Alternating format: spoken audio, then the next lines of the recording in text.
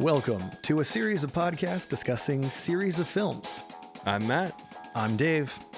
In a world inundated with prequels, sequels, spin-offs, and reboots, we ask the question, Do we need one more?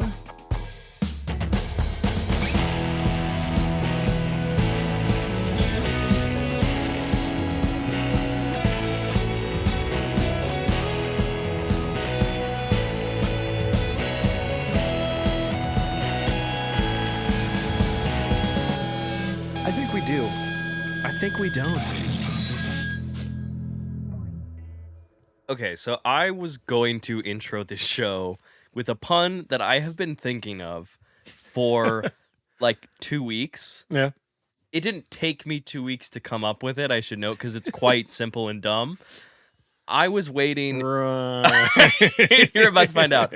I was going to, like, because obviously the movie we're talking about is Wicked for Good. Mm-hmm. Not part two. That never happened. No. There is no part two. No. Only for good. There you go. Yes. I was going to start the episode by going Wicked for Good, more like Wicked is good, am I right? And unfortunately, I will change it. Yes. I will be changing it to Wicked for Good, more like Wicked is fine, right? Am I right? Am I right? Am I right? No, that's funny. I was thinking about how Jon M was like talking about like why they did the split and how he was like, you can't top defying gravity. He's correct. He is correct. Unfortunately, he's correct. Which, if you haven't figured it out yet, this is about Wicked for Good. And I feel like we're jumping right into spoilers. Do we want to give? If you haven't watched it, we don't want to. Oh yeah, this is a good time to say spoilers up front. If we don't want to ruin your your experience. No. Go watch it. Yes. Maybe we give like a few minutes. We'll give some non-spoiler general thoughts. I feel like we've already given a spoiler. That it's not with the story, because the story's been out for however long, but like yeah. the quality, if you would. That it's just fine. It's okay. Yeah. Please go watch it and form your own opinion. Yes, don't please. let us skew you, because we have our opinions. You should have yours. I think But if yours critical are thinking ours, skills. it's better. Yeah. if your But if you happen to opinion- agree with me, Then it's the right opinion. then We we can want- be friends. But we want opinions, but only opinions that we agree with, right? yes, That's how the internet works. I prefer echo chambers. That's over, fair. yeah. No. No cap. Look, this movie. Period. Art is subjective. So Art go is very out. subjective. If you love this movie, that is amazing. Movies aren't art, though. That's true. It's I'm just strictly commerce. It's just kidding. Okay, the MCU. Let's really talk about the return on investment for this Yes. film. Yeah, let's Somehow talk Alphaba numbers. returned. Yeah. We're just actually going to live react to stock readings or the stock charts Yeah. for Warner Brothers. Yes. Or Universal, excuse me. live reaction. Yeah, it's just us checks going. out. It Yep. went up. It's going. It's going down. Oh, it's it's up. going It's back up. down It's up. There's a spike. There's a spike. Does that count as a spike? I don't know. I don't mean to be like so condescending to this movie off the beginning. He doesn't mean to be. I don't mean to be, but But it does appear that way, doesn't it? Okay, let's say, I know we just said it's like kind of okay, but there is like some good stuff in this movie. Yeah, 100%. Yeah. Yes, absolutely. I think with this movie, like all of the stuff that I think is really good in the first one, I continue to find very good in this. Yes, that stuff continues in Costume design, production design, performances, all those I really, really love, and I still think are great. I think the cast is all doing exactly the same level of quality, which is high in this one in continuation with the last one. But I think, and I was talking to a friend of ours who we saw the movie with, our friend Julie. Dave. Oh. Yes. I wasn't there. No, we're strictly coworkers. Wait, I thought you got fired. Oh, that's right. I'm strictly a nuisance. Self-acknowledgement is important. Yes. Awareness is good, Matt. It's Well, because then that means It's that I healthy. can continue with my no. No. I was talking with our friend Julie, who we saw the movie with, that she turned to me, asked me what I thought, and I said I kind of think it's just fine. Yeah. And she was asking me, she's a big musical theater fan like us, and basically my point is, as everyone is aware, as is common knowledge, Act 2 of Wicked is not as good as Act 1. No. And so you have taken Act 2 and you have expanded it. Yeah. So unfortunately, I think it is expanding the stuff that has people prefer Act 1 to Act 2. Yeah. And just genetically, that makes a lesser experience of the first one. Pretty much, yeah. I think that's pretty succinct there. That's how I kind of feel about it. I think there's like things that are missing from Act 2 of Wicked, and they don't address any of that really the way I think they probably could have. But we'll get into more of that, I guess, in spoilers. But I think it's unfortunate that even with the ability to go like, okay, we can expand on this, they don't expand on it quite in the way that I think they need to. But that being said, I still enjoyed myself during this movie. Yeah. But I did find it a little underwhelming. But a little bit. yeah. And again, not an unwatchable experience. No, at all. No, and I also think the movie starts strong too. Yeah. I think it's just by the end, it has the issues that the musical has. I do want to turn our heads to the center of the couch, where the wonderful producer Michael Dishno no one is joining us yet again. Dishno. Bum, bum, Thank you. Welcome back to my show. Yes, his show. His show. No one else's. We brought up last week that you have not seen or are aware, excuse me, of aware of Wicked as a show and what happens in Act 2. You felt last week that you didn't need one more. And now coming into this week, into this movie, what are your kind of general non-spoiler thoughts? I have very few non-spoiler thoughts. Okay. But also, wait, which ones? No. But also, if I'm being honest, like, I almost got him. Spoilers that if you also didn't know what I didn't know 4 hours ago, then I think you deserve spoilers. Because from my understanding, these are just the things of the actual play that I didn't know existed. Yeah. And my mind was blown. So non-spoiler, it was insane. I actually thoroughly enjoyed the movie. Coming off of Wicked and going to this one, I told the boys, like, the guys, the men, whatever. These dudes. The boys. No. The boys. I am a boy. Okay. The boys. The boys. The boys like the movies. Sorry, I call you guys That is true. the boys to my wife. So I just like, recording with the boys. We're like, hey, the boys, we're going to the movies. The movies. You ever seen a movie musical before? I told them that singing while dancing. Basically, like, coming off of the last one, like, I didn't realize I needed one more. Nice. I can admit that I feel like I was wrong. I feel like people who have seen the play would be like, oh yeah, I want more of that. I want to finish and resolve and, meet a lot of the story beats and get the whole experience. Not seeing the play, I was like, yeah, I'm done. Like, she goes off into the woods. I've seen Wizard of Oz. I know what happens. Yeah. But I haven't seen it apparently from this side. Yes. That's right. A different perspective, if you would. Peek behind the curtain, if you will. Interesting. Blew my mind. I was texting my wife like I was live tweeting. I'll read them later once we're in spoilers. You're like the Yellow Brick Road is industrial complex symbolism. I think oh, sorry, go ahead. Non-spoiler, because everyone can Google this. Thoughts on the movie. Great. Some scenes seemed unnecessarily long. Yeah. Yes. And it was like noticeable for me, where I was just like, why are we watching her fly for so long? Like, why did that scene have so much lead in to just get to this thing or something like that? You know, there's a few of those.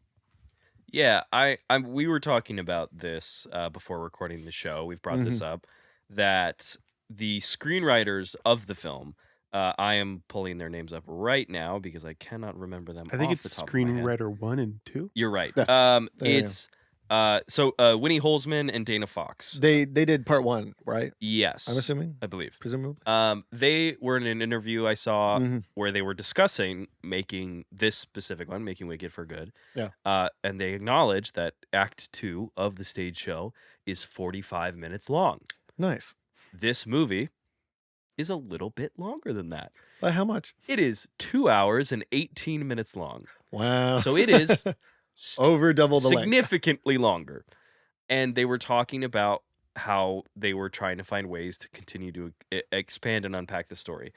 I feel like it is, and to your point, Dish, of like kind of things feeling a little unnecessary at times. I think we're just kind of expanding what is already or at least it feels like we're expanding a lot of what is just already in Act 2. And Yeah. not offering any. There is one element in particular Mhm. that I was talking with Julie about right after 45 minutes ago before we started shooting this show. That I think you could have expanded on, that I actually think would have been helpful or interesting. Yeah. That we will get into in spoilers. I cannot say right now. That is true. You can neither confirm nor deny. Without the secretary's approval, at least. At least, yeah. But Good callback. thank you. Yeah, I think this movie is. It's tough too, because Wicked, the first act is obviously there's very dramatic beats, but it's a lot more energetic, and Yeah. Act 2 is inherently more somber. Yeah. Because it is dealing with the Or repercussions. Grim is Yeah. a word that I thought of. I agree with that. I think that's good. Yeah. And Or wicked. oh, interesting. The wickedly talented. We already did that. We don't have We to do did. that again. But So for those of you who don't know, yeah, I think there's John Travolta was a man named John Travolta. he I screwed that joke up on Wait. the way in. Abort. say that shit Abort. again. Go, What do you mean? go. No, I botched think my own joke. I think the somber. I'm okay with a movie being somber. Yeah. I have no problem with that. But I do think the movie kind of, because it is Yeah. expanding on something that it is so short, that you kind of find yourself Yeah. wading in water a little bit. Well, it's got that thing of like the actual like plot we don't see. Sure. If that makes sense. Like a lot of the like important details are kind of happening off screen for a large part of it. And it's like people sort of like thinking about the thing that's happening over there. But not even in like a Shakespeare kind of way where they're like, I'm going to talk about what I'm about to do. Yeah. It's like the plot is Wizard of Oz, and then if you watched it, you've already seen it. But in this movie, it's about those people Yeah. that's around the plot. Yes. So it's the like things it's happening kind of within the a margins. it's kind of a movie that doesn't feel like it's doing anything for a lot of it. Yeah, and I also, and again, why people think Act 1 is stronger is Yeah. because, like we said on last week's episode, a lot of the iconic songs are in Act 1, Pretty much, yeah. and a lot of the songs in Act 2 are a lot more somber in Yeah. their tone or quieter. Yeah. And because of that, the numbers, the actual musical numbers, Yeah. are also smaller. So the Yeah. music, I was talking about this with Julie. It's like, Defying Gravity is this epic, Yeah, massive ballad. Dancing Through Life is this very charming, charismatic group number. Mhm. Like One Short Day is very energetic. Popular is like, just like Yeah. an absolute fun chemistry. You know what I mean? Yeah, There's yeah, a lot yeah. of energy with those songs, Mhm. and you can do a lot with those songs. Yeah. Whereas the songs in Act 2 are just a lot closer to the chest. It's like the monologues, like it's Yeah, and so the numbers are a little underwhelming, for lack of a better term. It's a lot Yeah. of people walking around and just singing, which I don't have a problem with moments like that. But yeah, when but that's kind of the whole movie. It's harder to hold on its own. Yeah. I think Yes. is the thing. if Yeah, you and were there's not a lot of variety in terms of like the energy on that yeah, just- by its very nature. and because we're expanding on some stuff and then not expanding on some other stuff, a lot of characters I think get really lost in this movie. I would agree with that. Not to spoil anything at this moment, but Bach, Nessa are two characters that Yeah. I think completely It's like this kind movie of- expands in the wrong spots, in my opinion. But I also Yeah. Madame Morrible doesn't really have a lot Not- to do. no, Not knowing the play, I didn't really like how they used Nessa. Yeah. I I don't know agree. in comparison, but just watching the movie from the last one, It's not the same. I wasn't Yeah. I wasn't very pleased. I was like, oh, Yeah, okay. I also think the expectation is different, and I can't remember. I feel like maybe Dave, you kind of echoed something similar to this in last week's episode, but I can't remember at the top of my head.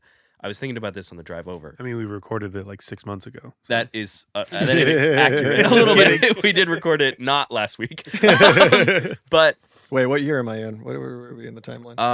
2011. Nice. Okay, cool. Yeah. Sometimes I feel like the Doctor in Doctor Who, where he's like, sometimes he's 1100 years old, sometimes he's only 600, and you're like, whoa, hold on, Matt Smith was the Doctor for 400 years apparently. Yeah, apparently with all the different time travel and crap. But breaking this, I'm 72 right now, by the way. You look great. Thank you. You're welcome. It's the hat. Well, keep it on then. For those of you who are only listening to the audio, I'm still wearing the Alphaba hat. And when he means still wearing, he means that he has not removed it since we Well, I recorded the last stapled it episode. to my head so the it's headphones were tricky, but we got them in there. We got them in there, Yeah. and I've just been walking around like with sensory deprivation for most of the part. That's great. But I'm adapting. My reflexes are getting stronger, like Daredevil. You think that? Why? Because I tripped and fell on my face on the way in? When you threw that brick at him, he did not catch it. No, he didn't catch it. My instincts are getting sharper. Um, My face is getting stronger with the pain. but no, to kind of dish his feeling of Nessa and stuff like that, feeling kind of like I not to put words in it, but maybe underserved. Yeah, a little bit. I said, I'm just kidding. I was really hoping she'd like bring the house down and then like. Well, we should probably transition into spoilers. I don't know. We should. Well, set I don't it want to into interrupt. spoilers. You probably have space. I do have I have a little thought about that. It's, and you talked about this with just now with Jon M explaining why defying gravity was like you can't top that, right? Mhm. But I think by the disservice to splitting these movies, to splitting the acts up, the characters that don't have a lot to do in Act 2, which is shorter. Yeah. In the full context of the show, Mm-hmm. there is a momentum there. Even if there's a 10, 15-minute intermission, you're still riding the energy. Yeah, right? You have it like right in your rear view window. We just had like a year intermission. Exactly. Yep. Because you have all that distance, and then we come back and you're like, okay, what's going to happen with all these characters? Especially if you don't know what the show is about. And you're going, where is this going to go? Mm-hmm. And then they're in 2 scenes Yep. of a over 2-hour movie. Yep. And they're gone. They are given very interesting motivations that just Go nowhere. go nowhere. Yes. Whereas the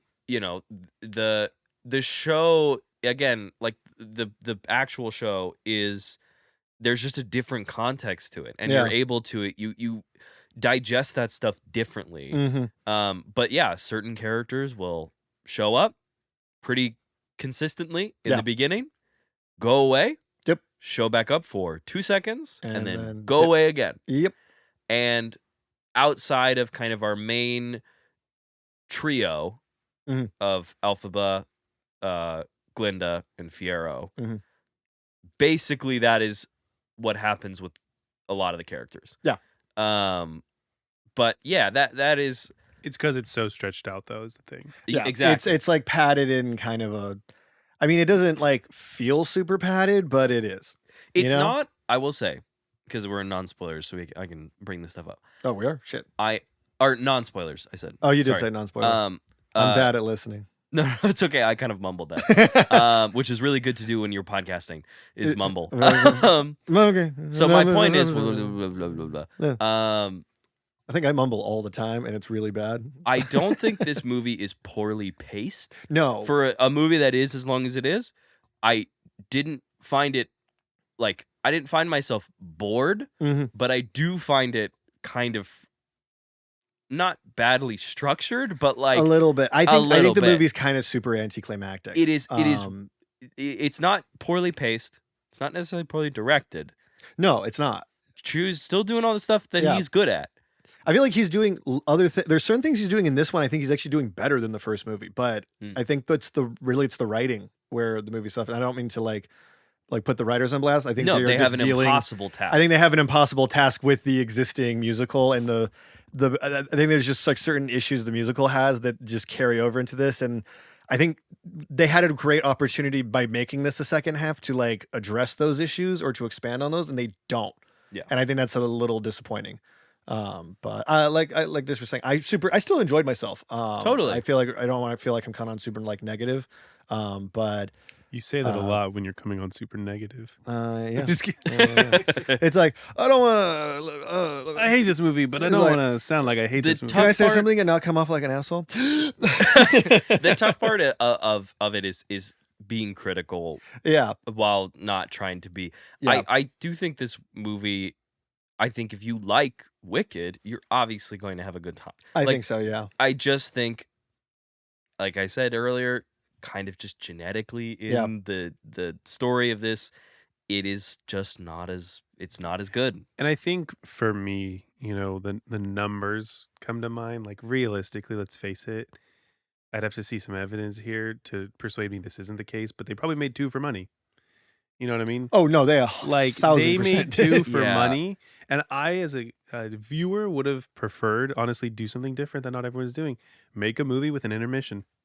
Make a movie. kind of think that would Have been an stronger, to be intermission. honest. 10, 15 minutes after Defying Gravity, you come back in, you watch that hour-long ending. It is like I want to believe Jon M too when he says Defying Gravity is such a big number, you can't Yeah. top it. We wanted to make it the ending. We wanted to add more stuff in from the books. We wanted to expand all this stuff. I want to believe all that, and I don't necessarily think I don't want to say that I think he's lying, because I Yeah. don't think that is the case either. Mhm. But I'm sure the studio was very interested in the idea of finding a way to make another movie out of this. I was gonna Probably. say it's probably both. Well, it's yeah, probably yeah. he also, like, what he says is true. Yeah. But also they needed to make 2. It's like Yeah, it's a franchise. It's like they're like the only reason to make it is because everyone's in on like it's got to be a franchise if you're spending this much money. So it's like they're like there's no And way they're people will not going see to do it. 2. Yeah. People will see it. Like we Yeah. saw it. it's Do not. we know what the numbers are for the weekend, or is it too early to tell? Well, it's too early to tell. We don't cool. know. From yet. today at least $60. Nice. Yes. Yeah. That's give or take. because that's what we. Well, probably like 90. I think it's I think. somewhere- Well, we had saw 90, an yeah, IMAX, we so saw at an least IMAX. 90. And we had 3 other people with us. Yeah, true. All right. Yeah. Whatever that math is. You're welcome, movie. You're welcome. Uh, Your move, Comcast. But yeah, it's not like The Hobbit. where Comcast like, just bought us. I don't know how that happened, but they're shutting us down. fuck. Oh no. But it's not. They're the tweeting it on X. The Hobbit is a book that is 300 pages, something like that. Give or take. And they are let's expand that into 3 movies. Yep. And it was which was originally supposed to be 2 movies. Yeah. I don't know if you remember the I was announcement kind of thinking that. about The Hobbit a lot today. And this movie, I think, has maybe more. I can understand splitting it up more than that one. I understand it not. Sorry if you want to I- take that again. Yeah. Bless you. That was rude. I'm No, sorry. no. I just fired myself. Sorry. Wow. Do you mean you quit? I'm owning the Or- narrative. Or are you firing yourself so you can get a severance package? Wouldn't you like to know? No. Shit. What was I gonna say? Sorry. No, it's okay. We were talking about The Hobbit. We're talking about the. Nope, it's gone. Thoughts all gone. I'm sorry. Yeah, it is A-okay. It'll probably come back or not at all. We'll find out. I will reveal later. Anybody have Yes. any No. Spoilers. thoughts Oh no, before we it's go into back. spoilers? I got it. I got it. Give me a sec. We'll Give me a sec. drop Give me a all sec. this. We'll give it 2 seconds. No I didn't cuts. mean to be dramatic. No That cuts. wasn't for dramatic. No, we should definitely leave that all in. I think that'll be annoying or funny. We'll see. Tell us your thoughts. We'll have to know by time if it justifies a sequel. That's true. We'll see what the numbers say. No, I was gonna say based on like the things I was saying about like how the musical kind of has like certain little like issues, or it's like if you do it in 2 parts, there is like an opportunity to do something about that. So like when they said it, I was like, I can kind of see how this could like really work, Sure. like beyond like the money thing. But to what I also already have said, that like I just don't think they're expanding in the right places. Yeah. So it's like that kind of thing where I'm like, I get it, but I also feel like they didn't earn it, like a Yeah. little bit. But what you gonna do, I guess. Yeah. I think there's certain. I don't think any of this is lazy. I can see the attempt. Mhm. I don't think it connects fully. No. I think there is. I thought in my head, I was like, someone is gonna take both of these movies and they're gonna cut it into the They're stage. gonna do a Man of Tomorrow cut. They're gonna do a Man of Tomorrow cut, and they're gonna shorten things and they're gonna make one Wicked movie off the two. And they're gonna call it part 2, the whole thing. Yeah, not even Wicked. It's just called part 2. Part 2. But part 2. I'm not even saying I want that to exist. I just know how the internet tends to work. I do think, that's good. You could. I do think, and I do eat. I think and therefore sleep. I am. I think making one movie probably is the better narrative choice. I think it would have, but it's that thing of like I think it still has the same issues. It does, but I think it's at least a tighter story. Yes, because I think like this was saying, like an intermission. I feel like you could have also like really like thrown back in like a really cool way to like 1939, right? Because like the two movies that like crushed it that year is Wizard of Oz and Gone with the Wind. And they're directed by the same guy. So it's like you could have kind of blended that those sensibilities from that director. I forgot what is the director's name? It's Victor of Wizard of Oz. Yeah. There's a couple. There's more than one. True, but who was like the one that was like credited like specifically? I don't remember, but give me a sec here. But like we could have thrown back to Gone with the Wind in a way. Just with that, like it's a big sweeping love epic. Titanic, has an intermission to a degree. Victor Fleming. Yeah, that's like what I was saying. But you could have really like kind of like thrown back to like his sensibilities in a way with that move if you had just done like one giant musical epic. But it's that thing of like I feel like that sounds riskier. So I also see why that kind of doesn't happen as much. We're doing anymore. it, and then it's also the stock market and blah blah blah, the quarterly earnings. What blah, about blah, blah. the investors, Dave? Think of the multi-million-dollar investors. just cuts to like all the guys from the Barbie movie. How will they answer that call sitting in their Rolls Royce? I know. They're sitting there drinking their milk like Victor Frankenstein. Bunch of fucking freaks. Do you want to talk spoilers? There's a good time to probably talk spoilers. Dish. Bach. How did you feel about brother? Tin Man and Scarecrow. Brother. As soon as Bach was like, my heart, I was like, he's the Tin Man? Like, I cracked the code as he's soon like as chopping the wood. I was like, getting to watch you react was wonderful. I sat up in my chair and I was like, wonderful? I don't even know, like, wonderful. It was insane. We shouldn't do that. We can't afford the rights. Yes. Don't finish the phrase. It was absolutely insane when that happened. Like, and I think that was one of those moments where in my heart, I knew I was like, this was the sequel I didn't know I needed. I grew up watching Wizard of Oz. Yeah. I've seen it 10 times. It's probably been like 10, 15 years since I've seen it. Same, actually. And so there was parts where I was like, wait a second. Did they ever say anything about his name being Bach? And I was like, where's like Da Vinci Code or whatever, or like the numbers? I was like, what is the secrets to life? Yeah. And then, because we're deep into spoilers, I will admit this Cowardly Lion, minor part, didn't even realize it was a Cowardly Lion until I was like, oh wait, that checks that one. That was. I wanted the guy in the suit. I know. I wanted the guy. You in want a the little old like school suit. put him on. They really got Coleman Domingo in the booth for 5 minutes. Literally, he was like, nothing. "I can do it, but I've only got 5 minutes." And they were like, "We can make that work." And he was like, "Read this." He was like, "Set the clock." It was announced as such a thing. Yeah. It was like Coleman Domingo is the Cowardly Lion. And I was like, that's great casting. They milked that for Let's go. Everything it was worth. and it wasn't even like it. They dropped that pretty close to the release of the movie. Yeah. But they were like, Coleman is the Cowardly Lion. And just wait to see him on the red carpet. He has one scene where he speaks. Yeah. And then he doesn't talk. Yeah. He was in the first one, but he didn't The talk. character's in 2 scenes, only talks in 1. He's right. Yeah. He was in the first one. He but- said something like "Goo Goo Gaga" or something. Yeah. like He that. was like, "Where's my cage?" Which maybe... Go ahead. And then, sorry, the third one, just realizing as my brain like pieced it together to be like, is Fierro the Scarecrow? Ryan Reynolds? Is he Ryan Reynolds? He looks Dude. like Ryan Reynolds. Yeah, I will say, the Tin Man design, sick as fuck. Loved it. Loved it. Really loved it is like a great, Dude, the like axe was wicked wild. version of the like The they took the makeup. design and like wickified it a little bit. Yeah. And I really like that. But the the Scarecrow design, I think they should have thought that one over again. It's not as good as It's the Tin Man. practical. Yeah. I literally text my wife and said, Bach is Tin Man. What the shiz? Incredible, wonderful. You're like, wonderful. wait just a TikTok. And she's like, that's the one I was waiting for. And she Yeah. was one of. And I was like, Yeah. and then I said, oil can. Yeah. Yeah, you weren't ready for the Tin Man to be a jaded incel, were you? Dude, actually, okay. Bach was done dirty. My Yep. problems with the story outside of knowing anything about the second half of the play, like Mhm. I will say, and I'd love to hear your guys' thoughts about how like accurate it was. And I know, Matt, you have some thoughts even to the books and the stories, and I want to hear that. For me, As this do I. story, I was like, Bach Too was bad. done dirty. Sorry. Nessa was useless. Like Yeah.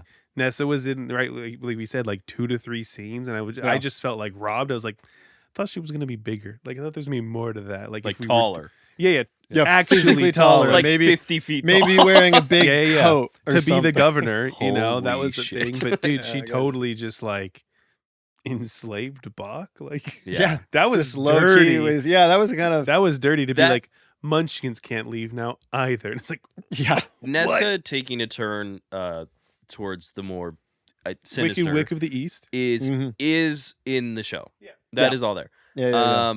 The I will. I guess and maybe there's more to it that you can expand on. Is I thought like because she has that line that's like I'm the Wicked Wick of the East. Yeah. I thought that there was going to be more to that, and she just called herself that, and then like a scene later died Yeah. or whatever. So I was like, oh, no Yeah. one else called her that. Like I said, I thought she was gonna bring down the house, but then it turned out Morrible brought down the house. Yeah. Well, I was that'll what happen. happens? What happens in the OG story? So that's all pretty much there. That's pretty much how it happens. Yeah, This is- unfortunately. this is what I was kind of referring to with the if you're watching it as one piece, you're going like, oh, Nessa, time jump. Oh, this happened to Nessa. Oh my gosh, Yeah. this is who she's become. Mhm. And then she's killed, and it feels more like one cohesive story, especially that Elphaba in the first one, that she's spent all this time trying to protect Nessa, that Nessa doesn't Yeah. really want a ton to do with her and all this other stuff. She gives her these she gets these shoes. It's this one Mhm. remembrance, and then once Nessa is killed and the shoes are gone, that I really have always liked that angle, that like the reason the Wicked Witch of the West wants the slippers is because she's like, that is the last remaining piece of a family that is gone, Yeah. and that is my sister. I want those back for sentimental reasons. I think is really interesting and smart. I think it's really interesting. It also doesn't feel like she cares that much. It does I not was gonna feel say like that. a part I of was this gonna movie say at that. all. I feel like she would because I cry had a harder problem. over Glinda over her actual sister. I had a problem with that exact thing because okay, so I was thinking back to the OG Wizard of Oz, and like I remember when the house falls, kills a sister, Mhm. the shoes do the thing. There's a conflict. Like the Yeah. Glinda, Elphaba, they're there with Dorothy. Yes. And then the shoes are on her, and she's like, "Take them off," and then she can't or whatever. And this is why I kind of want to rewatch The Wizard of Oz because there's some type of conflict I remember, but in this, right, Elphaba shows up after Dorothy's on her way with the shoes, Yeah, that part is never Yeah. really explained. right? Which is fine, like do Yeah. it, but like it was that same thing. Like there was a part of me where I was like, I understand, some of the animal stuff where it's like, no, like these are members of Oz too. Like what is going on here? Blah blah blah. And then I felt like one of her big issues was, I want those shoes, and to me, it didn't feel warranted. It's a bit of an afterthought in this. It's a bit of like, I want those shoes, so I'm gonna go after her, and I'm like, but are you like you don't feel like you care, at least the way it's written, not to the actress's like fault no, at not all, to anybody's fault. but just like the way it was written, I feel like it was one of those things I would have wanted to like get more from the shoes almost. Like there should have been some of that classic Back to the Future like setup Sure. and payoff specifically for the shoes, and I would have been like, oh, okay, like she really wants them, something, I don't know, they were Yeah. also her mother's or So this is something I was kind of referencing in non-spoilers to kind of build off your point. The thing that I think is funny in the stage show is the lack of Dorothy. Dorothy, the way you see her in this movie is how she is presented in the show. Yeah, Which I think is a good call. She's like a I'll admit. couple. She's like a silhouette and a half. That basically. whole, there's that bit where Glinda's like, it's just that one roll the whole time. Keep going. Like that one, I think that joke specifically actually kind of falls flat in this movie because there's a lot of business going on. Like there's like it is way more of a moment in the show. But I actually think so. Jon M had brought up that Dorothy was going to remain the same way in the stage show because he wanted to honor the show. I can appreciate that. Yeah, I liked it.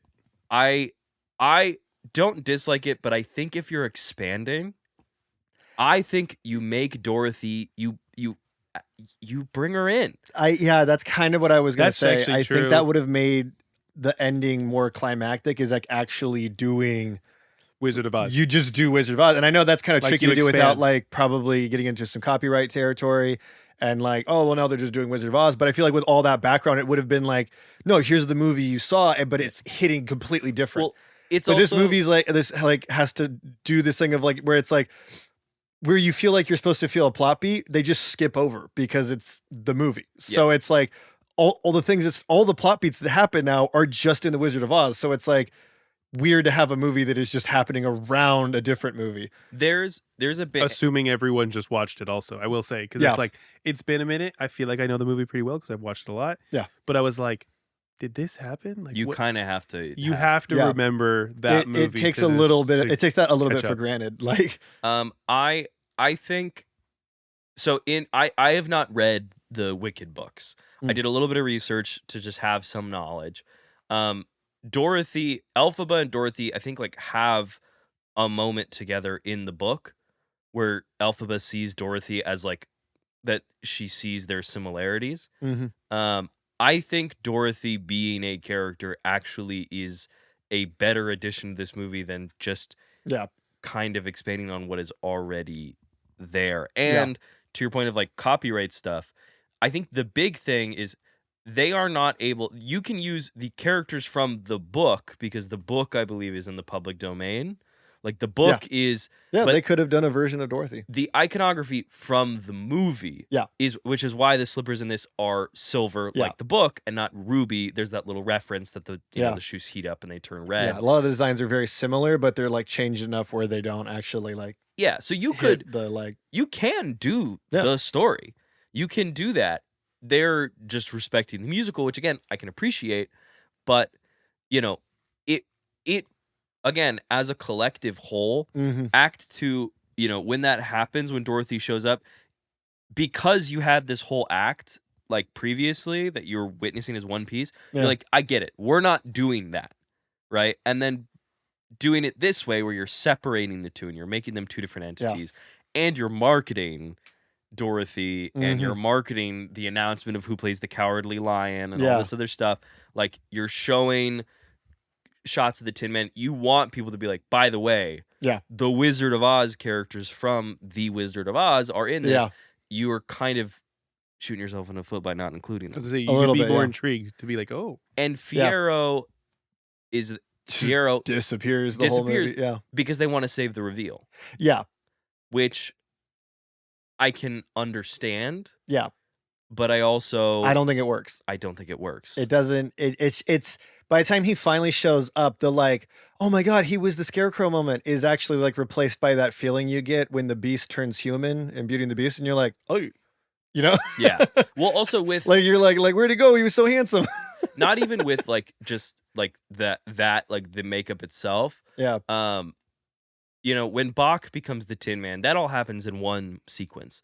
We get the motions, we understand all the beats, and then when Fiyero becomes the Scarecrow, the way that is happening is like, obviously we're doing No Good Deed, which is a wonderful number that Cynthia Erivo absolutely crushes. If we're not talking about the performances during the musicals, it's because we all know they're fantastic. The performances are great across the board. Everyone is fun to watch. The music is phenomenal to listen to. No Good Deed is one of the highlights, I think. No Good Deed slaps. That sequence is pretty fucking awesome. For also, Good, I think is really can we emotionally just say, effective. Those monkeys, immediately after being freed from the Wizard of Oz, were so ready to throw down again. Yeah. They go with her to that castle and they find the weapons. Yeah, just they're like, we're fight. Doing it. Yeah, we're yeah, doing it. we'll Yeah, fight they're for like you, for torches. sure. We're What else doing do we do? torches. Let's do torches. We're monkeys with wings. Like, what are we We'll gonna fuck do? them up. Yeah. Yeah. I thought that was hilarious. But with Fiyero becoming the Scarecrow, right? They cut to Yeah.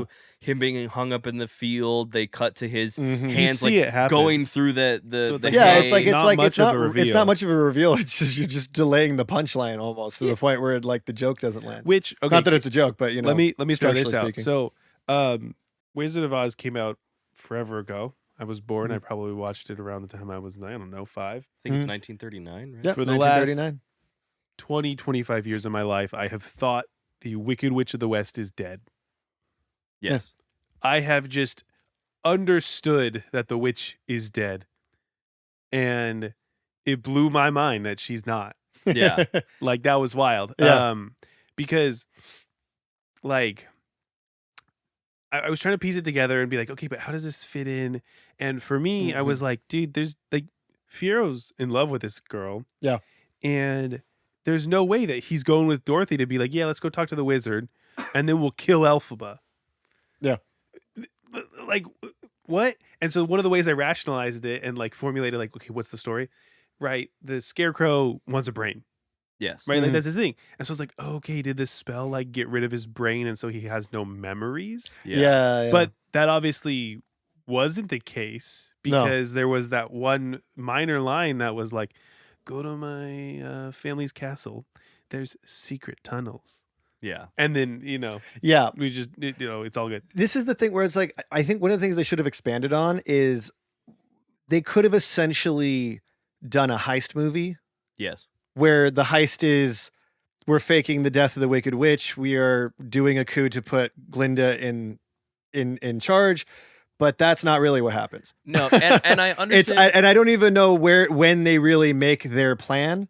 Like, I don't believe they have one. They just suddenly seem I don't to think have they done do. it. So it's like, I don't know what anyone's doing in the last 40 minutes of this movie, Yeah. except standing around being like, we have to get the witch. We have to get the witch. Get her broomstick. There's a girl that killed the thing. Like, everyone's just kind of talking about, we have to do this thing. And then the finale doesn't really reflect any of the things they're trying to talk about, nor do any of the reveals like have any setup. Also, Bach is an absolute axe murderer. Yeah. He is out Which is for also blood. like that could have, He really there's is. no, like, he should have probably some kind of conversation with Glinda, even if it's just like He completely disappeared. he just completely disappears. He And just is running around looking ready to angry kill. and like he's stirring the masses. He's all in on the propaganda. Yeah. Which I like the way the setup is for all the propaganda and everything. I feel like that's 100%. really strong, very relevant. But they by the time the movie ends, they squander the opportunity, I think, a little bit. I also think to go back to the point of the faking of the death of the Wicked Witch. Yeah. So in the show, this happens. I'll talk about the book later. When the Thank book happens, I was talking with Julie about this. In the show, Having some performance issues over here. 1 in 5. Yeah. But I Oh. My hat keeps falling down. That's what's happening. you're I counting. don't understand the point. But All right, we're good now. in the For now. stage show, it reads a little more, and I might be wrong, but I talked with Julie about this. She kind of backed me up on this as well. I remember in seeing this, when that hatch opens and she Yeah. comes out, right? Because I understand wanting to save the reveal, Yeah. like how it is in the show. You want people to think she's dead and she's not. But when that happens, when Fiyero meets back up with her, it seems like they have plotted together. It seems like to they fake planned this this. death. Yeah. In this movie, when she sees Fiyero, because it's a reveal that he's the Scarecrow, she has her delivery. I'm not blaming Arivo, but like she goes like, Fiyero, like it's like she's like recognizing Like that you're that's alive. She seems surprised that Yes. her spell worked. So Sort of. Which, who knows? There was also that scene of like, you just saw your sister get hit by a house. I'm always with you. yeah, Like, maybe she's Yeah. got some foresight. Like, Yeah. Yeah. And I guess there's that bit where she gets like his sleeve and she like reads it. I'm assuming there's some kind of plan in there, but there's no reveal for that. Julie said the exact same thing to me after you guys Right left to on, come Julie. set up. And I, to my point that I said to her that I'll say to you, if only film as an art form, you could go non-linear. You could flash back. Or just her, she comes out of the tunnel and she's like, I got your message, you know? Yes. So, like, just like something. Like, it's like, oh, okay, cool. Then I just go, If- okay, this was a heist the whole time, you know, and I just didn't know it. Yeah, if you want to cut my back, mind is explode, but it just you can and frankly should.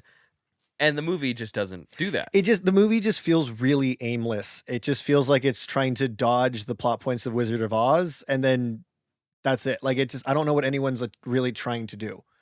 Yeah, It was like trying to do this, and I don't know if the play feels like this, right? But it's like trying to do that and dodge it, but like not for a good reason, Yeah, right? It didn't feel like it was like clever, or it was it's like, not. oh, no, The it's, like, dodging artistic. just feels like they're quite literally skipping over it. and it's like Yeah. to be like, oh no, like we don't want to touch the classic of Wizard of Oz. We want Yeah. it to be what it is, but it's like, okay, then embrace it a little bit more. Yeah, like exactly. bring it in. Let Yeah. it be your friend on the couch as you guys make this movie. yeah, and Just as I see it. it's Yeah. fair. No, No, that's good. I agree. I mean, I think bringing in more, because Dorothy doesn't show up in this until like halfway through the movie, right? I Pretty think much, it's about yeah. the midpoint. I would assume it's the midpoint. Which but- structurally, I understand why you put that as the which midpoint. seems a good point. Yeah. But because she doesn't, I think she has a line that is said in a wide shot when the wizard is leaving, where she's Mhm. like, "Wait, don't take me with you," like, which Yeah. happens from like literally like 150 feet Yeah. away. Conservatively 150 to maybe 300 feet away. That you kind of watch from a Yeah. balcony, from Yeah. Glinda's balcony. Which, sorry, I'm interrupting. go ahead. No, I have some questions about this ending one, because I just find it kind of The ending they is actually a pat themselves on prequel. the back a little bit, I think. Well, it's Yes. just the show doesn't end the way the movie ends. here's it's that Madame prequel Morrible's to kind Dune. of a terrible villain, Oh, and I shit. don't understand how Glinda is able to do a takeover. I don't understand. It's like, yes, okay, so the witch is slain. So I'm essentially, the idea is that because they've spent all this effort to like build up Glinda the good, propaganda wise, she has the people on her side. But there's Yeah. the conference, she just literally walks into a room and says, leave. And also, you can leave. And she says that to the woman who can control the weather. Thought the same But- thing. So I was waiting for the moment, because they have the flashback with her as a kid and she wants to be magic. I was waiting for her to be able to use the book to beat Morrible, and then like that would have like completed her arc and she actually became a real proper witch. But that's not No, so there. And I mean, I guess that probably changes the DNA of it all, but it's just like she just walks in a room and is like, Morrible, you're done too. And that's it. Like I don't understand how they're winning, essentially, you know? Madame Marble is a political villain. Yes. All of the magic she does, at least from my memory, she doesn't claim to be hers. Yeah. Like she's always like someone else did it. So the tornado, she's like, that wasn't me. She's not gonna bust a move and throw Glinda out a window. She's been beat. Like the wizard Yeah. is gone, her biggest partner. Yeah. But why does he leave too? But and Elphaba's dead. Yeah. It's because they know they've been beat. Like, how are they going to do this? Because they were pinning things on Elphaba. They were like, True. all the bad that's happening in the world is because of the Wicked Witch. She's dead. Yeah. And she's been beat. I will say with the wizard, it feels to me in this, it feels like he leaves almost out of shame that he has, as he is believed, killed his daughter, right? Because it is Yeah. revealed, which I understand more of a why they're personal doing thing. it, yes, but I Yeah. don't think the way they did it worked. I agree that Because Madame Morrible scene that is- detail with the reveal that the wizard is Elphaba's biological father is in the book. It's a lot darker in the book, Yes, it and but it's is. not in the musical. They skip over that entirely because of the implications. I also said But- Elphaba's dad is Oz when I texted my wife. Yeah. good. But it's just like that thing of like, I just don't buy it. It is easy. It's just She the does- way she the walks way in Glinda and ends up says- winning is so convenient. She walks in. She and just does because almost. the scene is the effect of the scene because does of the feel- wonderful things she does. It's Yes. well, Yeah. true.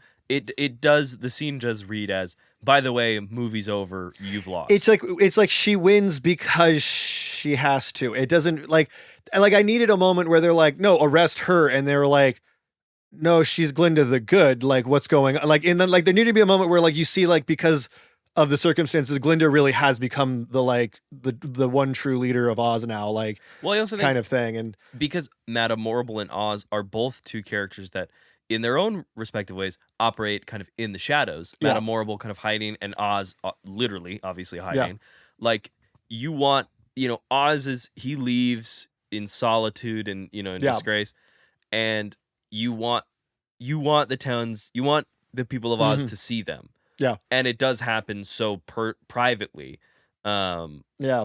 that it feels anticlimactic. Yeah. You And then like Morrible, like I know you're saying that like how are we supposed to know she actually does it, but I think she can control the weather. No, She 'Cause can. she's doing I think hand he's saying stuff, that right? She Like- she is reluctant to admit that. She doesn't ever admit that she actually can.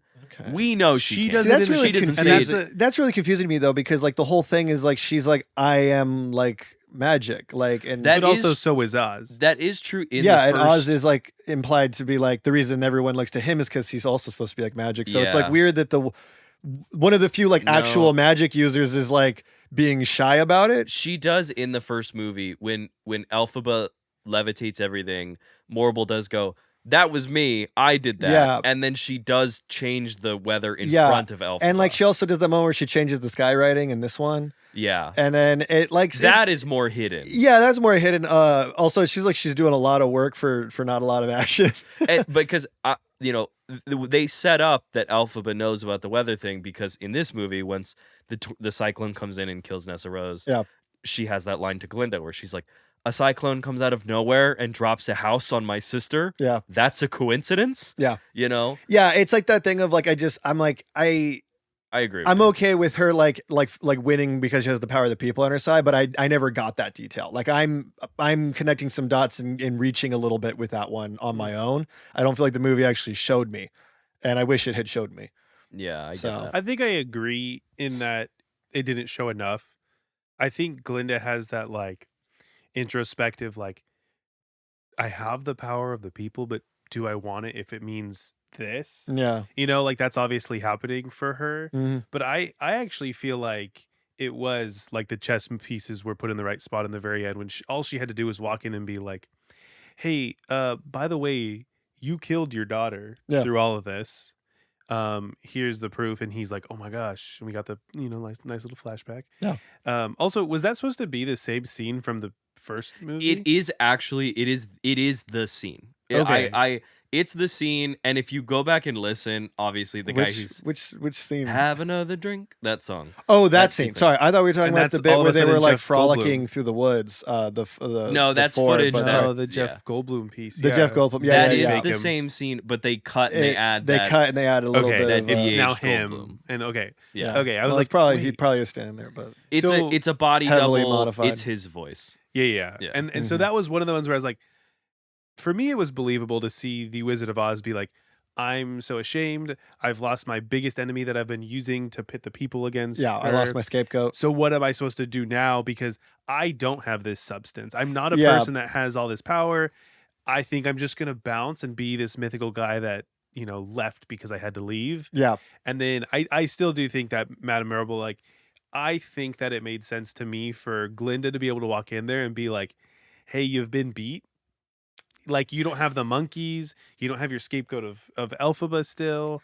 I don't know if Yeah. maybe it's a predisposition of knowing what the play does and if it's different or how it's portrayed. well, I don't even know if they address it in the musical. I think they pretty gloss over it pretty Yeah, badly. Well, so this might be a good time to bring up stuff that happens in the book. So Yeah. in the book, Guide me, Matt. Tell me what happens, um, because I can't remember the musical. so in the book, Bach is not the Tin Man. It's a Really? different- not at all. He does go to school with them, but he goes off and he marries Wait. some other person. he's just not the Tin Man. He's just not the Tin Man. Fiyero is not the Scarecrow. Scarecrow is a complete. So there's a guy in the book named Nick Chopper who's a woodsman who becomes the Tin Man. Bach is into Glinda, and then he kind of just like gets over it. Basically, he goes off and marries someone else. Which is not the case in this one. No, he's No. pretty upset about it. Yeah. Fiyero is not the Scarecrow. The Scarecrow is just the Scarecrow. Fiyero dies, fully Oh, dies nice. in the book. Elphaba In one of the sequels, or in just the Wicked? first book, Wow. and Elphaba also actually dies in the first book. Wow. In Does she come back as Elphaba the White? Or... No. After fighting the Balrog? Which I would watch the fuck out of. I agree. If it was just that scene where like she's flying around like Gandalf, but she's also singing. In this, obviously they bring it up in one of the numbers. They're talking about the rumors of the Wicked Witch, and someone says, "Oh, I hear that, you know, if you throw water on her, she melts because she's so evil or whatever," right? Yeah. And she leans into that. In the book, she is like legitimately, like basically allergic to water. Oh wow! And Dorothy where's my EpiPen? Dorothy actually melts and kills her. Wow. Before that, Fiyero and her, as they do in this movie, they get a little busy, and they have a son. And the sequels Fiyero follow the son. I tried. And the grandson. His name is Kevin. Lear, I think. It's like Lear, I think it's Lear. And the sequels follow the kid. The second book takes place 10 years after the events of this movie, which is the death of Elphaba. And did they do 12-year-old Dorothy like the original books, or is she like aged up? I think it's the same. The book? Yeah. Okay, interesting. Yeah. And the characters who return in the subsequent books are there are other characters that are not in this series on Wicked in the movie or in the stage show that return in the books. Mm-hmm.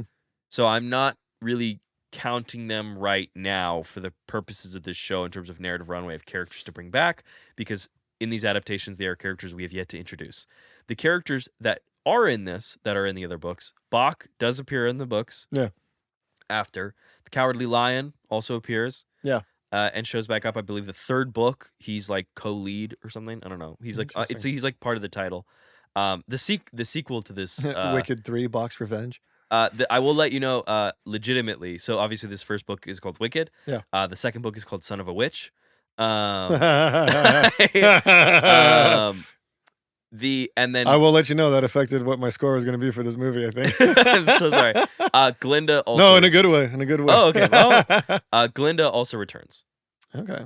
But Elphaba and Fiyero are dead. Interesting. They are not, because the whole thing of the book is that phrase "no one mourns the wicked" is the thesis of the book. Oh, it's like there are people who mourn her? No, that like or no one. That she will die and people will not know what truly happened, because unfortunately, like, that is the way things goes in this world of pain and stuff like that. Because the books are very dark.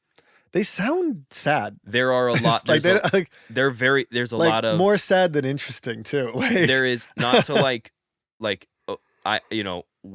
to be perfectly candid. There's a lot of stuff of substance abuse, of sexual violence. Yeah. Well, yeah, the stuff with Oz in the book is a lot darker because of the implications. I think it's a imply. Actually, I might need to say, not in the edit, but just right now. Mm-hmm. Like, I believe actually Elphaba goes into like some form of like a coma or long sleep in the first book, and when she wakes up, she's had a kid. Wow. So so kind of like a OG Snow White, like Grimm's fairy tale, kind of version. They are, if they are looking to do more because there are other books, they are going to have to be very, very liberal with their adaptation, because you would assume they would want to bring Elphaba back. And you could not do that. Now, the way they end this movie, obviously, Elphaba and Fiyero go off to the place beyond the pines, which is to go star in Dune. Yeah, I think they left into Arrakis. Her at the son end. is Lisan Al-Gaib. Yeah, yes, of course. Lisan Al-Gaib. Lisan Al-Gaib. I can't say it. Do it again. Lisan Al-Gaib. Thank you. Pretend I said that. Added the kid's name Lear in there. Lisan Al-Gaib. Is their son Kevin? Yes, Kevin McAllister. But you beat me by like 2 seconds. I won't lie. I was gonna work my way into Home Alone just now, and from what I remember, the stage show ends with Fiero and It, Elphaba it ends after with the hatch opening, the and then hatch. they have like a moment, and it's like, oh my god, they planned this, and then they like walk off as everyone does the bum bum bum bum, and So then like it goes dark, and the whole thing of like like that basically is the ending, you know? Glinda being able to read the Grimoire, and then them like going off into Arrakis, Yeah. is not stuff that's in the show.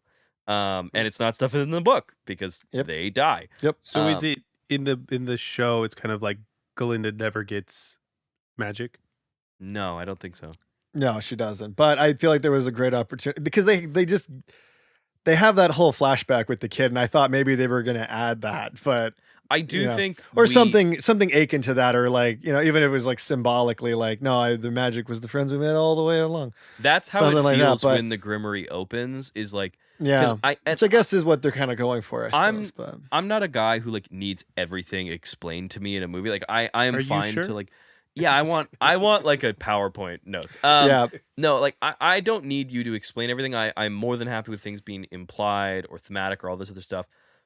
But, you know, they give an explanation as to why the Grimoire opens for Elphaba. They say, oh, she's a child of two worlds. She's, Yeah. you know, this kind of like magical existence thing because Which is she an comes interesting from thing to parallel start saying dimensions. at the end of a movie. Yeah, very true. But they offer that as an explanation as to why she's able to read the Grimoire or why it opens for her. Mhm. At the end of this movie, it opens for Glinda. So I have two things. but go For I just had a thought then. If that is why she can read the book and the reason the book opens, why is Nessa even able to do any magic with it? she, I think, is Because I mean, they're established she's not reading it correctly, but Yeah. like, why? Like, even if she is reading it wrong, shouldn't it just be like nothing? Because she's not a child of two worlds. yeah, I don't know. I think it's because it was already open, right? Because wasn't It was a already part open. of it That's like true. the book You'd think it is would open? shut. What, like, I don't remember the first one, but wasn't it like, could the Wizard of Oz get it open? So this is actually what they this is a very funny joke in the show. So when there's that whole like thing where they talk about the story of the wizard, right? And there's that like holograph like of him, and they talk about how he could read from the Grimoire. And if you hear what he's saying Omaha, and he's Yeah. stretching out, he's going Omaha, Omaha, like that he's just saying like basically where Yeah. he's from. Yeah. And like Omaha style steaks. yeah, and so the idea is that he can't read from it, Yeah. and Yeah. He's pretending. He's just using that leverage to have power and all yeah. that. So she attempts to read from it and is apparently able to kind of muster Kill some, Bach. yeah, and almost fucking kill Bach. Yeah. But the Grimoire itself glowing and like, because that Yeah, doesn't yeah, yeah. happen with Nessa when she does it. No. The book doesn't glow. It doesn't really do anything like that, but it does do it for Glinda, and I do wish I knew why. I have two things. Yeah. Go ahead. So, for me, I feel like the arc that I got for Glinda was different because like I was saying, I feel like Glinda is superficial, Mm-hmm. to Yes. say the least. And I feel like that moment for me with Madame Marble, for her going in and being like, no, I won, we played chess and it happened, gave her substance. And she didn't need magic to do that, which I think is like, in my mind, like that makes sense why they didn't have her go in, bust in Gale Force Winds, okay? Yeah. And then the second thing, and then you know that interpretation is like that's why it opened for her at the end, because she finally realized it was in her all along. She just had to like play the game, and now she can use magic. The second thing is the way that they cut it from Elphaba, like looking back. Yeah. I felt like Elphaba opened it for her. I was thinking that as well. I It kind literally of- felt yeah. like she opened it. It was like, all right, go for it. Yeah. Which I'm not against. I'm not against. I Right, think implied. It's, just, It's not yeah. stated. Who knows? I think but- it's like it's just a little too vague. Like I feel like the math, like if it's a 2 + 2 = 4, I feel like I'm not sure if it's 2 + 2 or if it's 2 + 3. Like I feel like I'm hovering around the stuff, and I feel like that should. Like I don't need to like say it. I don't need a "you're the monster, Victor" kind of moment, you know. But like like I don't need it to be like I don't need them to say it out loud specifically, but I feel like the implications, I feel like I'm doing a lot of extra work to make sense of it, and I don't think that's necessarily a good thing. I also think my bumping up against it with to is also I'm still kind of riding off the energy of the Madame Horrible scenes feeling easy. They're so easy. And so when the book just opens, I'm like, that's also very nice that she now has the book open and glowing and she can use. Yeah, it's like she can that do may stuff be with more it, but it's me, like I but don't. I think it's I don't think it's set up or for the setup and payoff of that. Just I don't think it works as strong as it needs to because this movie is very anticlimactic. I enjoyed it, but like even when they're doing the like melting of the witch thing, there's something super unsatisfying about it. I And it's like yeah. that's like your final like bum bum bum dun, you know, like or the Yeah. final fight as it were, and it just isn't. Like You we don't see it through a door they crack. it's just that Yeah. moment needed to at least rival the Defying Gravity, at least the energy wise, and it just doesn't. It's so quick, and I don't even understand what they're doing. Like Yeah. because they really are just assuming, well, you've seen The Wizard of Oz, so we have to do it, is what it feels like, instead of sort of reinterpreting these moments to me. I feel like it's just like, well, you know, this is about the time Dorothy comes in with the bucket, so you have That to hide.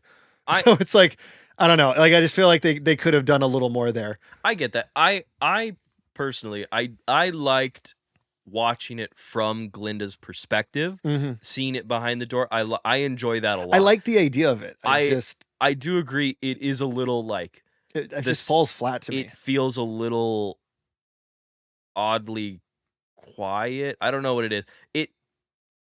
I like see what he's going for, but I agree I don't know if it fully connects. Yeah, there's just no emotional resonance for that scene. Like I didn't get chills, I think nothing. Like Grande's doing a good job. Everyone's doing great work, but it's just it doesn't feel like a finale. It just feels like another scene happening. Yeah. And that's just kind of I think where I bump up against it is that I feel like I should have like chills coming up on the back of my neck, and I got chills when they do Defying Gravity in the other one, and it's just yeah. that moment should feel as cinematic as possible, and I just don't think it. Yeah. I don't think they stick the landing. I definitely got chills during For Good. The duet between the two of them I thought was really good. Quite nice. But I do agree the staging of it is less cinematic than Defying Gravity, and so then you go into, you know, just sitting and watching Ariana Grande perform very well, but just watching her perspective from the door and seeing the shadows, like I like it's a kind of theatrical to do the shadow, you know what I mean? But a little bit. But I do agree it feels a little too disconnected. A little bit. Maybe. A little bit. Yeah. I don't know what it is about it. I just find it like for a finale, it doesn't feel like one. It is a very quiet ending. Yeah. And not in a way that feels completely Yeah, and it's not like, oh, the absence of something is creating this like holy shit moment. You know, it's just sort of like, okay, that happened. Guess maybe I'll rewatch The Wizard of Oz, you know? Yeah.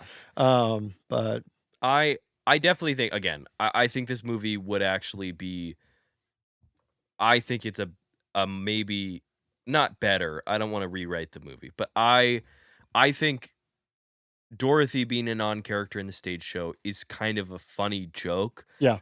As her coming in, you know, in the, you know, 4/5 of the way through a Broadway show. But in this movie, her non-existence actually feels like it's making the movie worse. A little bit. Because it just steals the story. Yeah. Yeah. Well, because it just feels like, well, the finale is happening and we're not connected to either of the two characters of the finale, because now the finale is just the Wizard of Oz, but from like a less interesting perspective. Like, I mean, it's not like less interesting because again, like Glinda watching it is like very interesting. It just doesn't end up being very like. I think the movie just doesn't feel very climactic ultimately. Well, no, because like we've touched on, the movie is basically going, you know, the Wizard of Oz. Exactly. And you're like, yes, I'm aware of that. I'm aware of the like general beats of that, which is how the show plays it as like a little bit. Oh, and there's those like big bullet points of it, but it's 45 minutes long. Exactly. If you're doing it and for you 2 have hours, like all the momentum of the previous act, to carry you into that, so it doesn't feel as like it works on the stage because of what they did with the movies. I don't think it ends up working at all. No, because you're starting from basically square one. Yeah. I know you're carrying the stuff that happened in the first movie there, but in terms of momentum, you know, because there's a year break, you are starting from scratch in terms of building that momentum and hitting the 3 or 4 bullet points of like Dorothy lands in Oz, Dorothy gets the mission from the wizard, Dorothy gets taken, Dorothy kills the witch. Like those are the moments with her in this. Yeah. And other than that, that's it. And it's like, I Yeah. actually think we should see her and Yeah. she should talk. Also, what is like really Morable's and Oz's like plan? You know, Just I know power, just seeking they're control. just seeking control, and they have to blame someone. I think it's to keep the charade going. Yeah. Yeah. And Which is why I feel like they suppression. got beat, because the charade can no longer go on, especially without Elphaba. I just feel like they would have spun it like I feel like there would have been there should have been a moment where they're like, well, we're just gonna make you the scapegoat now, and then she has like a I gotcha moment where they can't do that, like something that makes it feel like I don't understand what With Glinda, you mean? Glinda just doesn't. They never tell me what her leverage is on them. I think it's that the people love her. I think it is, more but it's just implied. they needed a moment of that, and I just don't get it. She just walks in and says, "I won." I think Basically, it's from the beginning like of the first functionally one. speaking, yeah. Like the beginning of the first one starts with like everyone just being like, "Oh my gosh, Glinda!" Like Yeah. just say a word, and they're like, like I feel like that is established. Maybe it's because it's disconnected, but like I feel like And I know like the they monkeys built carry her up away, that but I whole think thing. I might have like bought it more if like the actual like guards of Oz like carried her away and said, "You're under arrest for." There is also that moment where she's speaking to the people in Munchkinland, and she and again, Ground Eye's doing a great job, and Yeah. she's given that whole speech of like, for once she's speaking to the people Yeah. of She's Munchkinland. like, "I'll be Glinda for good." Yeah, Dun, dun, dun. and they all cheer like, Yeah. "Yay, character arc!" But I'm like, you all think she is what she's saying she is. Yeah, they're like, "You're just the like the character arc of her is that they're buying her bullshit." That's a conversation I think that happens to someone who doesn't believe her. Yeah. The people of Oz adore her and Yeah. view her as Glinda the Good.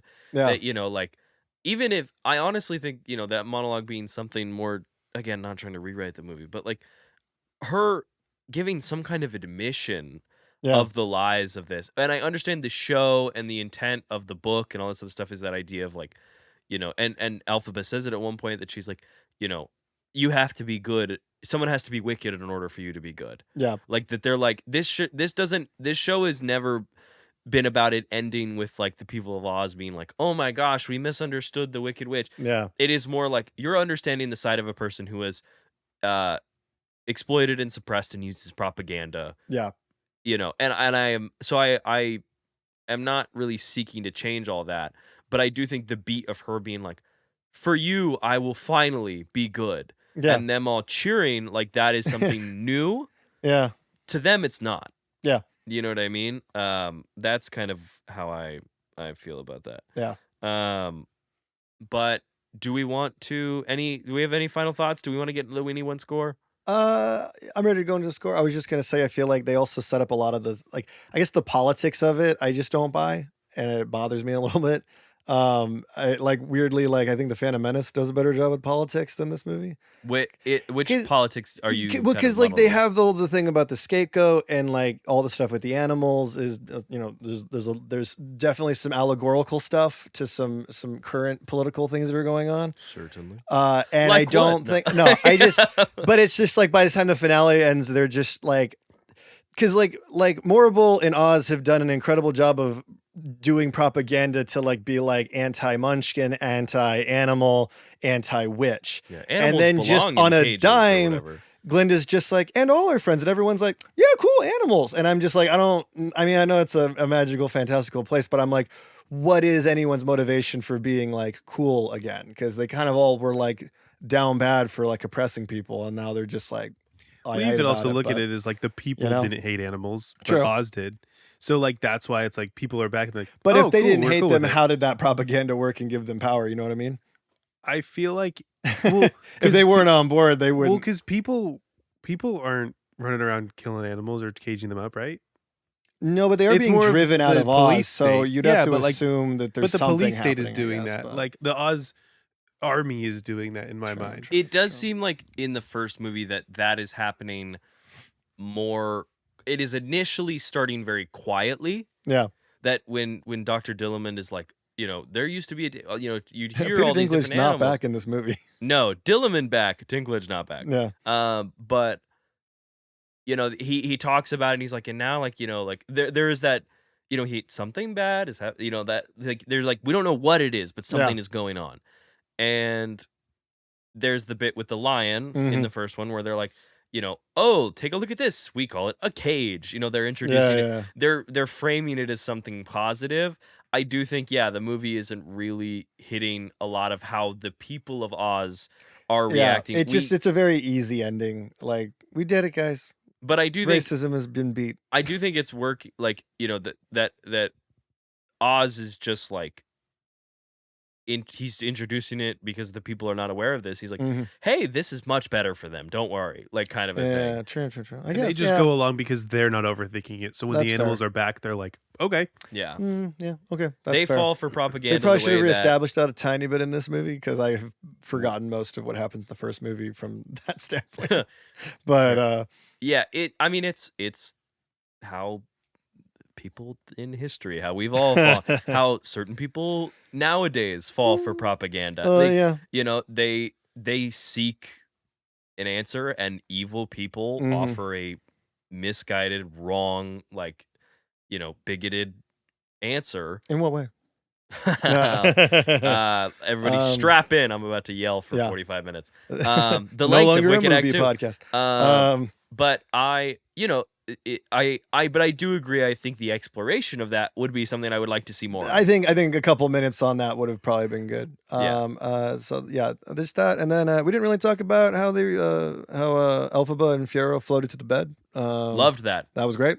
That was all good. Big fan of two very talented, very beautiful people being very fun and charismatic and charming. That was like the steamiest, but also PG rated scene I've ever seen. Like, I don't know how it was so steamy, but still very PG. Jonathan Bailey with that shirt just open just a little bit. Just a little bit. Showing a little bit. You got that sort of Sean Connery chest hair going. Loved it. Loved it. Loved it. Big fan of that. Good stuff. Again, big fan of all the performances. I know we're talking about a lot of our criticisms on this, but I still was engaged. You know what I mean? I have problems, but I wasn't, falling asleep. I think, again, I think it's well paced. I think it's well performed. All the positives of Wicked the film are existent here, and all of the points of critique for Wicked Act 2 are also just as present and in some cases expanded on. Yeah. And that is the difficulty of looking at this movie. But if we want to get into the We Need One score, obviously we've talked about this before. We'll kind of run through the spiel a little bit. It's our grading system for this show. We go through 3 different categories. Each of us gets an opportunity to elect either a half point or a full point to each category. Yes.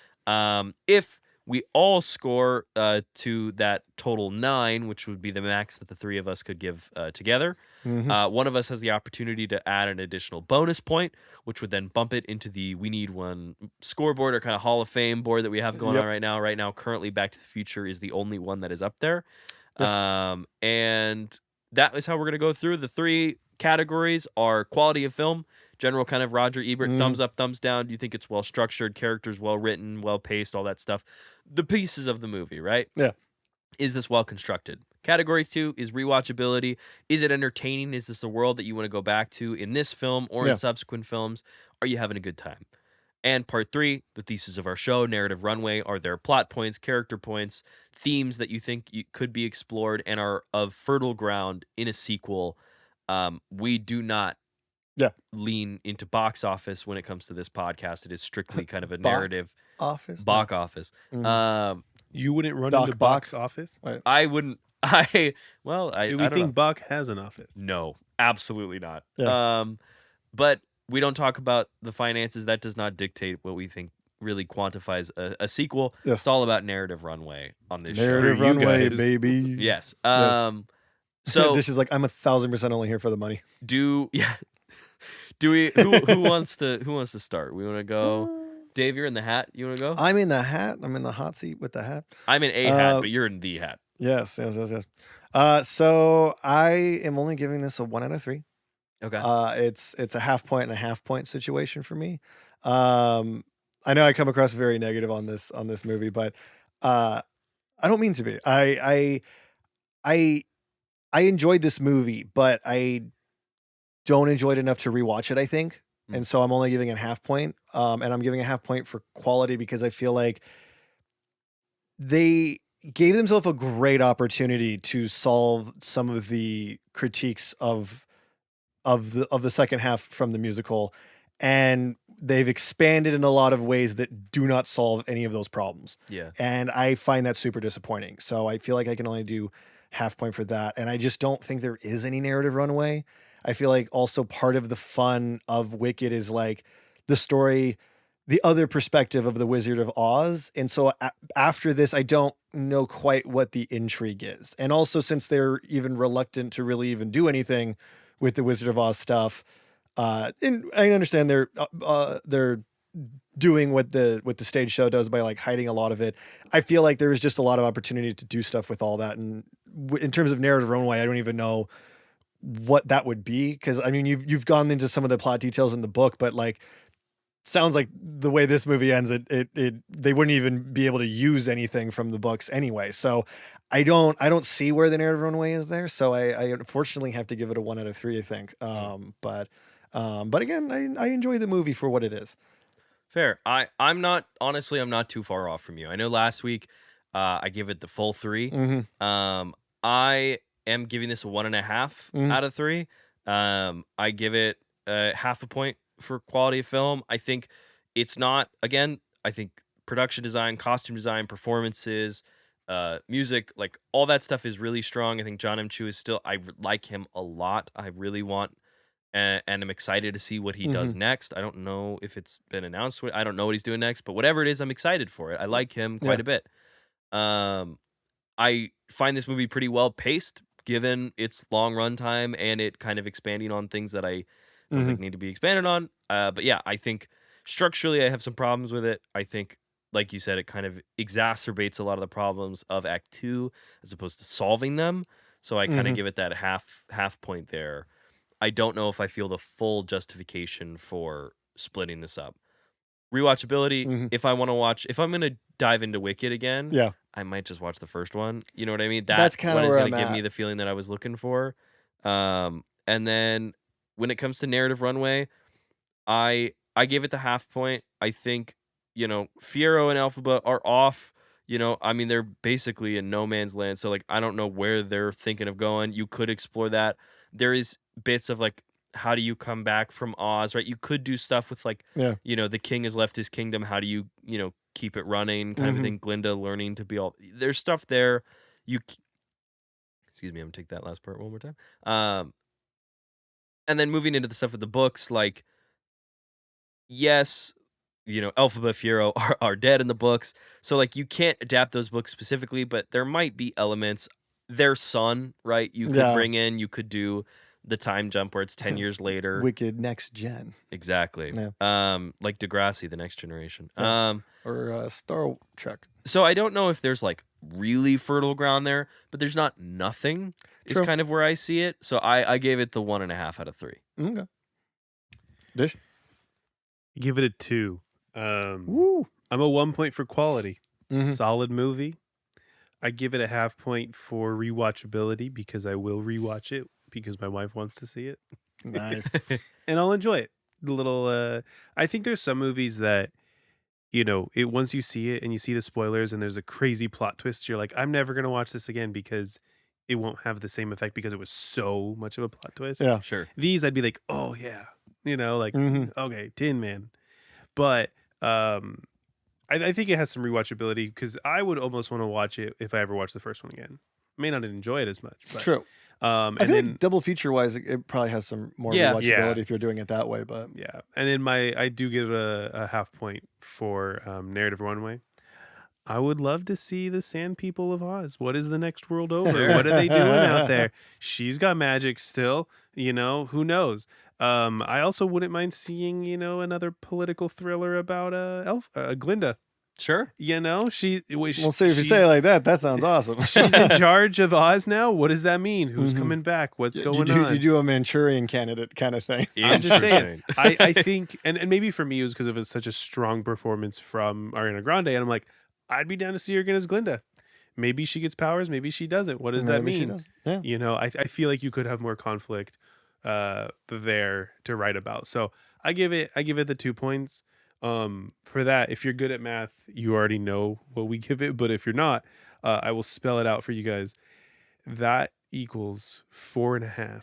So it unfortunately does not get the green light from this podcast. Obviously, it's a 5 or more. So it just kind of misses it. Yeah. Again, I generally like this movie. I do too. I think it's a fun time. It's good. I personally needed a lot more from it, but I think it's enjoyable for what it is.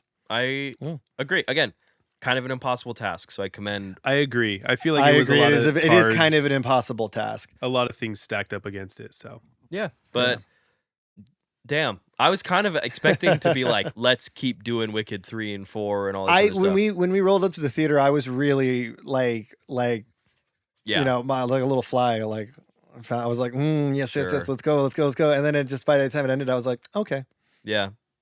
Do we want to tee up what we've got next week? I mean, Dish. I wanted to say real quick. Okay, go ahead. I have Jon M choose next film. Ooh, okay. If Google is correct. Okay. But apparently, in 2028, he'll be giving us an adaptation of "Oh, the Places You'll Go" by Dr. Seuss.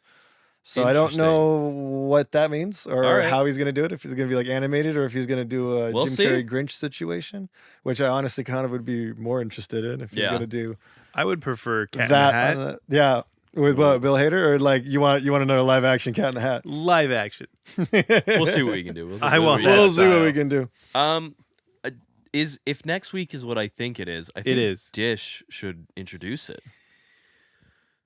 If you're open, it's Dungeons and Dragons: Honor Among Thieves.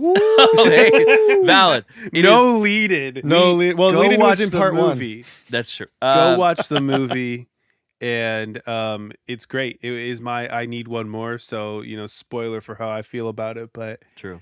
Go watch it. It's great. Yeah. We and are listen to us talk about it. It's a very exciting film. So. Also, because it's such a good movie, I'm going to grow my mustache fully out this week. It's true. Just like in 1 week, you can do that. Yeah. Just gonna think about it. I will have a mustache in the next episode. I think maybe I'll shave this off because we haven't filmed it. Maybe yet. I'll have a mustache too. We haven't filmed obviously. It yet. Yeah. I'm thinking of growing my hair out also, much longer. Like something that would take by next week, probably 2-ish months. I'm gonna do it in a week. All right. Yeah. All right. Well, I guess less than a week because we, something like that. About 5-6 days. Yes. Because we record this in real time. Yeah. We record it as it comes to you. It's okay. True. The shipping was free. That is true. I don't think that joke makes sense, but thanks for laughing anyway. I didn't get it. I didn't understand that at all. Yeah. It was a courtesy laugh. It was funny. I'm sure it was funny. I was like, I understood you were telling a joke. It wasn't good, but but you're a generally funny person, so I'll laugh. Thank you. To encourage it. Yeah. I can't wait to talk about whatever when we do musicals again on this show. I like talking about musicals on the show. Yeah. Any final thoughts to send us out? Gentlemen, boys, we're coming up towards the end. Very exciting. True. I think we ramp up for the year, and we have one more big series. Keep watching them. We got one more big series, one more new release, which I think people kind of will already know, just if they know movies coming out. But we'll tease it next time. Yeah, we'll talk about it. We'll talk about it next week. Talk about it. I have one final question for you guys. Yes. Are you green or are you pink? Pink. Okay. We did a poll on Instagram of is Matt Glinda or Alphaba or is Dave what were Glinda the results or of that? I actually don't know. I'm so glad I asked that question. The answers were awful. I purposely did people write in? No. He phrased it. They're like Davis Dillman. He's a goat who doesn't talk. He should be silenced. Dish phrased it as Dave is Alphaba, Dave is Glinda. Matt is Alphaba, Matt is Glinda. Yeah, the 4 options were that though, and, so that it was as confusing as possible to pick one. And I can't even see what he's laughing at. For sure. So 83% of people said Matt is Glinda. Nice. And then to no contest, the remaining 17% said Dave is Alphaba. It's because I'm green, isn't it? Because you're wearing the hat, for sure. Probably. When I went on the social media and I looked, and it was like I love that. Mad as Glinda, mad as Glinda. I was like, Yep. fuck, they've got my number. I also use Beyonce's hair care Wait, products. but also It's true. Dave voted that he's Elphaba. Did anyone else vote? Did anyone care about me out there? Oh, that's too good. No, but No one mourns the Davies. I Dun, am- dun. I am pink despite currently wearing green. Mhm. Nice. Thank you. I'm wearing it in honor of you. Thank you. You're I welcome. appreciate that. Yeah. All right, guys. That's it for me. See you guys next week. Dungeons and Dragons Same next time, week. same place. Yes. All right. We'll see you in the next one. Latest. Thank you for listening to We Need One More. Be sure to follow us on socials like TikTok and Instagram at WNOM Podcast to stay up to date on upcoming episodes. And feel free to join our Discord community where you can share your thoughts on the movies we're watching together. That's going to be at WNOM Podcast server with the link in the bio. Don't forget to comment, like, and subscribe. That's the best way to support the show and to let us know that you need one more. We'll see you next week.